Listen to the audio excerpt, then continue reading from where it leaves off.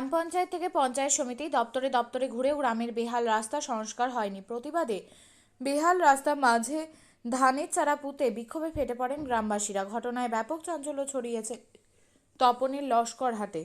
দক্ষিণ দিনাজপুর জেলার তপন ব্লকের আউটিনা গ্রাম পঞ্চায়েতে লস্করহাট থেকে দৌড়গঞ্জের যাওয়ার রাস্তাটির দূরত্ব প্রায় 3 কিলোমিটার, কিন্তু লস্কর বাজারে প্রায় 500 মিটার রাস্তা জুড়ে পিচ উঠে পাথর বেরিয়ে পড়েছে, ভরে গিয়েছে খানাখন্দে। একে কঙ্কালসার রাস্তা, তার উপর বৃষ্টি হওয়ায় রাস্তা যেন ডোবায় পরিণত হয়েছে। ফলে বেহাল রাস্তা চলাচল করতে গ্রামবাসীদের নরক যন্ত্রণায় পড়তে হচ্ছে বলে অভিযোগ।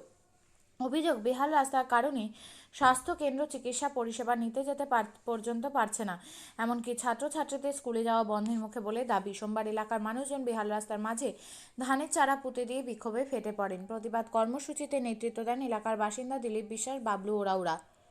স্বাভাবিক আধা সরকারি সার্ভিস করি বলতে এসএসকে চাকরি করি, তো আমি স্কুটি নিয়ে যাই। তো আমার স্কুটিটা এখান দিয়ে যখন যাই আমার প্রত্যেক দিন শাড়ি ভিজে যায়, আর সেই ভিজা অবস্থাতে আমাকে স্কুলে থাকতে হয়, তারপরে আমি বাড়ি ফিরি।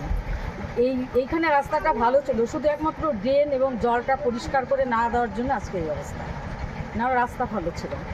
সেজন্য আজকে কি করছেন আপনারা? হ্যাঁ, এই জন্য আমি এখানে পাট জাগ দিতে চাচ্ছিলাম, যে পাট জাগ দিব। পাট জাগ দেওয়ার মতোই জল ছিল হাঁটু অবধি, নইলে আমার স্কুটির থেকেও আমার শাড়ি ভিজত। কিন্তু কে যেন এই ড্রেনটা কেটে দিচ্ছে, সেই হয়তো খুব দয়ালু ব্যক্তি। ড্রেন কাটে দেওয়াতে জল চলে গেছে, তো এখন ধান গাড়ার উপযুক্তই জল আছে। আর আমি ভাবছি যে ধানটা হোক, এখানে সবার কাজে লিখবে, সবাই তো খাওয়ার জন্যই ধানের। আপনারা কি চাচ্ছেন এখন? ধান কাটছি না, কি চাচ্ছেন? কি এখন চাচ্ছি রাস্তা যেন ভালো হয়, পরিষ্কার থাকে। পরিষ্কার বলতে কি, আমরা যেন যাতায়াত করতে পারি। ড্রেনটা পরিষ্কার করতে হবে, তাই তো? হ্যাঁ, ড্রেনটা পরিষ্কার করা। তারপরে এখানে লস্করহাটে দুটো প্রাইমারি স্কুলের মেয়ে টিচার আছে, ওরা চুড়িদার পরে আসে। শুধু এইখান থেকে এই 50-60 জায়গার জন্য ওদের টোটোতে করে যেতে হয়, যেহেতু চুড়িদারের প্যান্ট এখন টাইট পরে। ওদের ক্ষেত্রে কি হয়, ওই চুড়িদারের প্যান্ট উপরে উঠে না, এবার কি হয়, ভিজে যায়। আর ভিজা অবস্থায় কতক্ষণ থাকবে?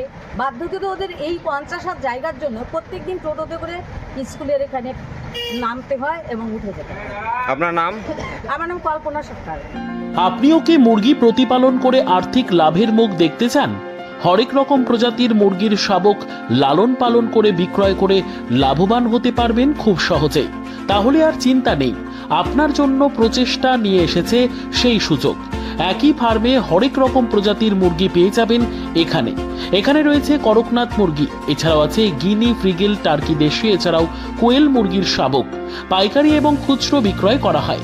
যারা মুরগি পালন করে লাভবান হতে চান তাদের সকলকে আহ্বান জানাই আমরা। আজই চলে আসুন আমাদের প্রতিষ্ঠানে। আমাদের ঠিকানা মহারাজাহাট, রায়গঞ্জ, উত্তর দিনাজপুর। মোবাইল নম্বর 8250428960, 8145717292, 9907063902। শিক্ষাই জাতির মেরুদণ্ড। ছোট ছোট শিশুদের প্রাথমিক শিক্ষা পরিপূর্ণ না হলে আগামীতে সেই শিশুরা সঠিক পথে চলতে গিয়ে হোঁচট খায়।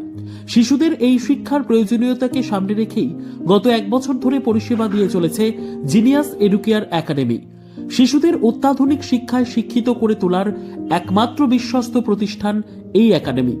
এখানে অভিজ্ঞ শিক্ষক শিক্ষিকা দ্বারা যত্ন সহকারে মাতৃভাষা বাংলা মাধ্যমে পড়ুয়াদের শিক্ষা দেওয়া হয়।